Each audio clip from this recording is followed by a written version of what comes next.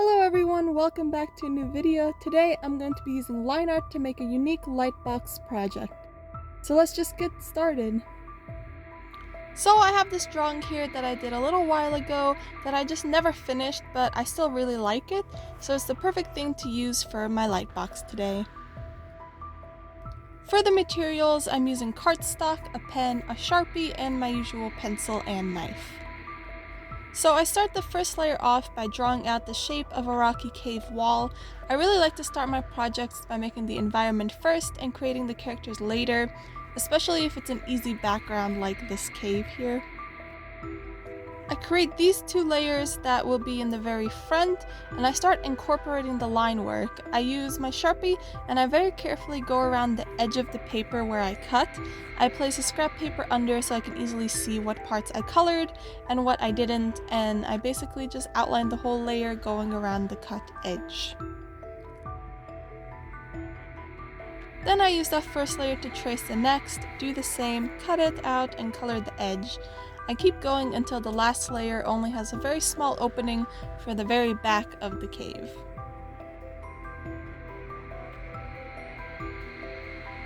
Once I outlined all the layers, I go back and add jagged lines all over the layers to add texture to the rocks and make them less plain. Again, I use my Sharpie and go over the lines to match the edge. I originally did this in pen, but it didn't turn out as good, and it's easier with the Sharpie because my pen was acting up and it just wasn't working, so I used my Sharpie.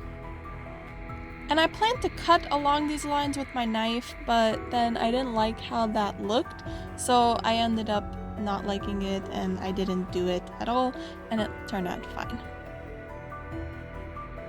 So I just finish up these layers for now. I'll add more details later on, but now I move on to making the deer. If you look at the drawing closely, you will notice that this deer is in very bad shape. Its bones are sticking out and it has decomposed a lot. My idea when creating it was that it's some kind of monster or demon. Overall, I really like this design. I think it looks creepy and cool, so I have to make it now. I start off with the skull head. I copy the skull over and start cutting it out and adding details. I use my Sharpie for the eyes and the edges like on the previous layers. Then I go in with my pen and add little lines all over, especially around the eyes and the horns to create the texture of bones. And I really love how this line work ends up looking. This was my favorite part of the original drawing, so of course I had to include it in this project. I then go and poke holes on the very center of the eyes with the little pin, and I cut lightly along some of the lines down the middle of the face, some of the cracks in the skull, so that it has some resemblance to a lightbox. Then I make the mouthpiece, well, the bottom of the mouth, the same way, and I glue it behind the skull. I originally wanted to use a little foam board, but it was too small of a space, so I just glued it on. And now I have the head done, and you can see how the rest of this deer will go. I build every piece, add line work, cut along the line work, and glue everything together with foam board. So while I'm spending the time making the rest of the body, let me tell you the story of this lightbox. Once upon a time in the distant past there was a kingdom, and in that kingdom was a small village that resided in the deep dark forest. It was a relatively peaceful village that turned into a lumber town selling wood to other towns. It soon became very prosperous and grew from a small village to a bustling large town. With that, the people of the town started venturing deeper and deeper into the forest to explore, and it wasn't long before one of them discovered a huge hole leading down into the earth. It was a large cave system that was full of minerals. This was very exciting news for the town, and soon they established a mining town down in the cave for easier access, and before long they started to bring up huge amounts of precious ores. As they went deeper and deeper into the cave, the miners started seeing shapes moving in the darkness and hearing noises. At first they thought they were just going crazy from being underground too much, so they brushed it off. But as the weeks passed, it kept getting worse. People started getting nightmares of a giant creepy monster coming from the darkness and eating them. Soon the whole village was in a state of fear and panic. The noises sounded closer and there was a buzz in the air. People started becoming paranoid and they talked about leaving the town. So it was decided to shut down the operations and abandon the town for good. However, just as the evacuation order was given and people were gathering their things, there was a loud thud coming from the darkness. Then a bone-chilling shriek sounded and everyone stopped what they were doing and walked outside almost like they were in a trance. Two white eyes appeared from the darkness. It was the monster they had all dreamed about. It was a deer with the skin missing from its face, and as it came towards them out of the depths, they could see that it was very thin. The bones of its legs poked through as it walked, and blood dripped from multiple wounds on its body. The crowd of people froze in fear at the sight. It let out another shriek which shook the cave and caused everyone to drop to the ground, hallucinating crazy things until they all went mad and died. The deer disappeared back into the darkness which it came from. After that, rumors started to spread of the cave being haunted, and no one dared to go there anymore. However, centuries later, someone will enter that cave and face the monster that lies within. Now that I'm done with the deer, I can make the rest of the environment. This is the part of the cave close to the surface, so there's some natural light here and I wanted to have grass on the ground. So I just start making some grass.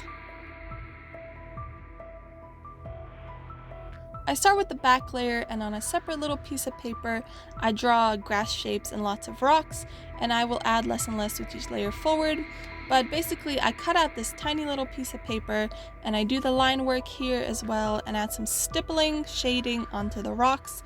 But this little piece will just go glue onto that layer. But I cut some blades of grass in it with my knife and all of that stuff, and I can attach it to the layer. I use foam board and I squash it down as flat as I can and attach it onto the grass. The reason I squash it so much is because I want the grass to be like a mini layer between the normal layers, and for that to work I have to flatten it so it fits with a gap on both sides of the paper and it just looks good. So I just keep doing this for all of the layers, drawing, cutting, line art, shading, cutting, gluing, etc, etc.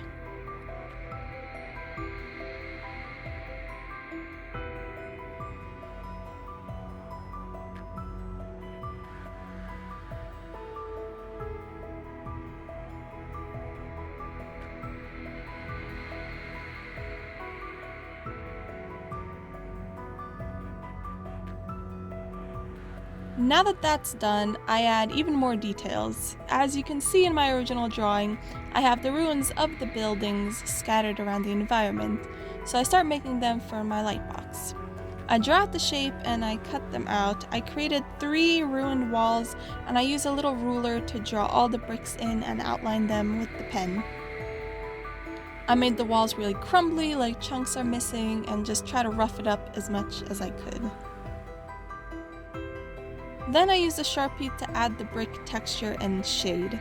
I used that same stippling technique like earlier and darken up the corners of each brick, and it adds like an interesting look and it looks more brick-like.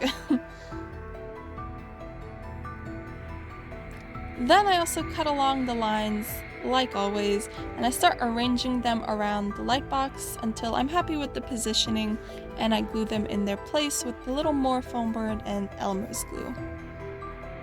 I make sure to tuck them behind the grass so the grass covers the bottom of the bricks and makes it look nice. And the next step is cutting a tiny hole in the top corner of each layer.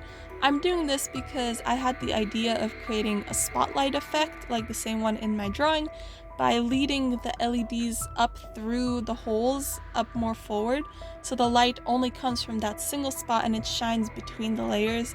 I don't know if it's gonna work, but I thought I could give it a try, and if it doesn't, then it's not a big loss. And now I decided to glue all the layers together so that I can attach the rest of the pieces easier. I found this really thick, half-inch thick foam board at Hobby Lobby, and it's perfect for this light box.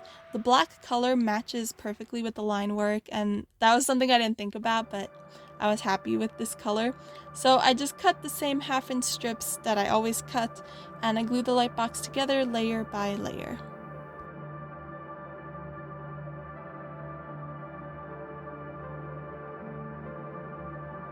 And now I make even more extra little details. I make like 5 birds, a bunch of bones and skulls, and one more little brick wall.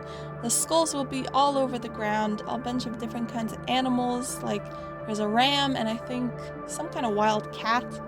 And then the birds will be alive and they will be pecking at the deer and just perched around. And now I just gotta make all of this. So while I'm doing that, let's continue our story. Many centuries later, once the cave accident became a legend and the world decided to stay away from that cave for fear of getting haunted, a young boy was born into that nearby lumber town. He grew up rather normally, helping his family by going out and hunting while his father worked in the mill. He loved to hunt and he became very good at it over the years. By the time he grew up, he became well known in the area for being able to take down any animal with his bow and arrows. One day when he was in town, he saw a regal-looking man on a horse approach him. It was a messenger of the king sent to call him to the palace because the king wanted to hire him as his personal huntsman. The young man was excited to see the king and earn more money for himself and his family, so he accepted the offer. He traveled for days to the king, and when he arrived, he was greeted very well. The king told him that he heard about how great of a hunter he was, and he needed him for a very important job. The king explained that the kingdom was running out of materials fast, and that they needed to find a place to mine for more very soon. They heard about a cursed cave and knew there was something lurking in the dark, but they were out of other options and this was a last resort. The king told him they needed him to go to the cave to investigate and to slay the beast within, and that he would get paid very well if he were to succeed. The young man was hesitant because he had grown up with the rumors and he knew that whatever had caused that catastrophe centuries ago would not be taken down so easily by his simple weapon. He voiced his concerns, but the king insisted and even had his men make a stronger bow that would be able to kill the beast. The young man was convinced and set off to the cave, excited to get the job over with. He traveled for days in the forest until he reached the mouth of the cave. As he peered into the darkness, he felt a sense of fear settle over him. He heard a faint buzz coming from the cave, but he ignored it and went carefully in. Inside were ruins of houses lined with bones, big bones, animal bones. He crept along the buildings as the buzzing grew louder until he reached a clearing. A beam of light shined through a crack in the ceiling and lit up the bones littering the ground. He looked around and saw nothing, but he sensed the presence of the beast in front of him. He hid behind a crumbling wall and drew his bow and loaded an arrow. He peeked around the corner and saw it. The huge deer that the legends told of appeared from the dark. It had piercing white eyes and its body was rotting. There were crows pecking at its skin and he could see maggots eating away at its body as it poked its skeletal head around in the grass. He had never seen anything like it before and a wave of fear washed over him. This was no ordinary animal. He tried to stay calm as the buzz kept getting louder in his ears. He stepped out from behind the wall and aimed his arrow straight at the deer's skull. It didn't appear to notice him as he prepared to let the arrow fly. Just as his fingers were about to let the arrow go, the deer looked up and stared directly into his eyes. He dropped the bow and just stared. He felt like he was being drawn in and his feet stepped forward without him thinking. He stumbled forward until he was so close to it he could reach out and touch the fur. After a moment, the deer turned around and slowly walked down into the cave. The young man stumbled after it against his will and walked down into the darkness. He resisted with all his might, but there was no hope. He was swallowed by darkness and was never heard from again. And now I'm starting on the hunter. I decided to depict the moment where he's about to let the arrow fly and the deer stares into his soul, because I thought that was the moment with the highest tension and I thought it would be really cool. And it works with what I had drawn earlier. So I get started on the hunter. I make his bow and arrow really carefully. I struggled with this a little bit. It was lots of thin details, especially the arrow and the string of the bow pulled back. Those are really thin details, but I did them, I colored them, I did all the things, and they turn out good. Next, I'm doing the arms and torso. Now this looks really stupid because the cape is going to cover most of this and it's not going to show, so I didn't do any details on the body, just the arms. But hands are so hard to draw, and I feel like the arms didn't turn out amazing, but overall in the whole thing, they will look good. So I make the arms, I make the torso, now I make the legs. The legs, I looked up pictures and they have a lot of these wrapped, like sandals almost, around their legs. So I drew those with like the pants sticking out of them, and those were kind of easy. And I attached the torso to the bows and arrows to the legs, and it looks really funky and stupid. And then to make the cloak, I just draw out the shape of the cloak. I strategically make it blowing in the wind so it covers a lot of the body, because the body is plain and looks ugly. This was one of my favorite parts of the hunter because I love the flowing fabric look. I don't know, it just looks good. And then I also make a little quiver full of more arrows. And I glue it in place with a little bit of foam board, and the little hunter guy is done. And from the front he looks really dumb, from the back he looks good, and I glue him in place peeping out from behind that building. And I go back and I decide to make that hole that I cut into layers bigger by cutting out the chunk of foam board that's right there as well, because I thought I could stuff more lights in there. So I just do that quickly and then I figure out the lighting situation. So once I had finished all the details, I have the hunter here with his cape and his bow and arrow. I have all the birds and details glued into place.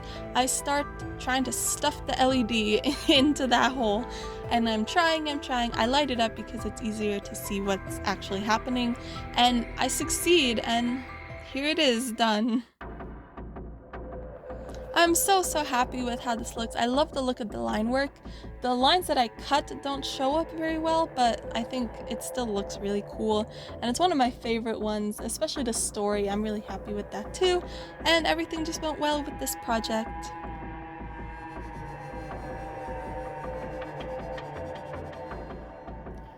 Let me know what you think down below. If you enjoyed, please subscribe, and I will see you next time. Bye!